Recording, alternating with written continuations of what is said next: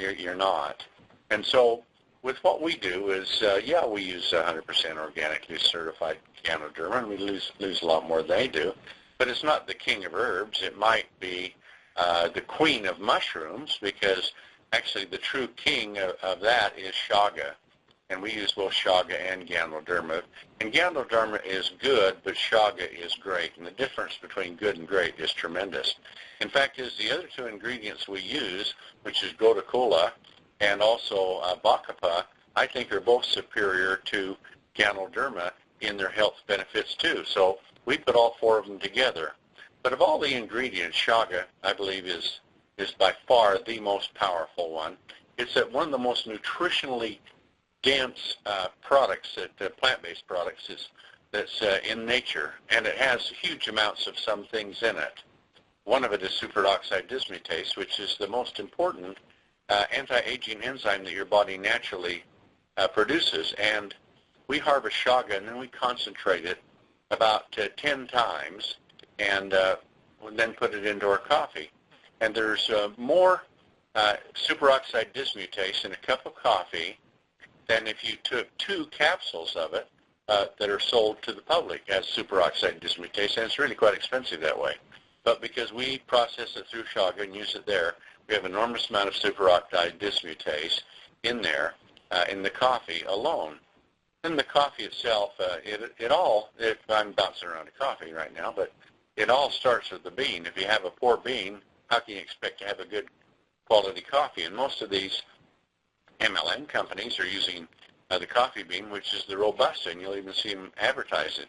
And they say Robusta because somebody made up that name. Well, it is Robusta because it's the highest caffeine content of any coffee, and you sure get the jitters, withdrawals, and crash from the caffeine level that high.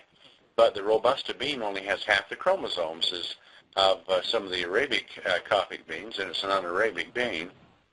And there's different grades of those, and you get up there where you start getting into Blue Mountain coffee from Jamaica and Colombian coffee. Those are really good coffees, but the best coffee in the world by far is the coffee from Panama, and it's called the Bouquet Geisha. Now, not like a geisha girl, but geisha, G-E-S-H-A, coffee. Yeah, it's the very best bean. It produces the most flavonoids, and it has the best chromosome mix to produce more flavor.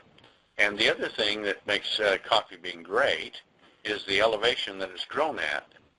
Most of these coffees are grown on plantations at low levels. That means the sunlight that gets to them a lot of it is filtered out before it gets to the earth by the atmosphere. And with the Panamanian coffee, the Bouquet that we use, it's grown at a very high altitude on the sides of mountains and volcanoes in this valley. And there's good reason for it to be there too, because the soil is very sweet. And most of these other plantations are grown on limestone soils, and they're very sour. So you get a bitter sour coffee with them. You have a poor bean, low elevation, so it doesn't respond to the cosmetic radiation at low levels that beans do at high levels, where there's not very much atmosphere. When you don't have much atmosphere, more cosmic rays hit the bean, and the bean produces more flavonoids to protect itself against cosmetic radiation. Those are antioxidants, folk. So the antioxidant level is very high in this coffee naturally.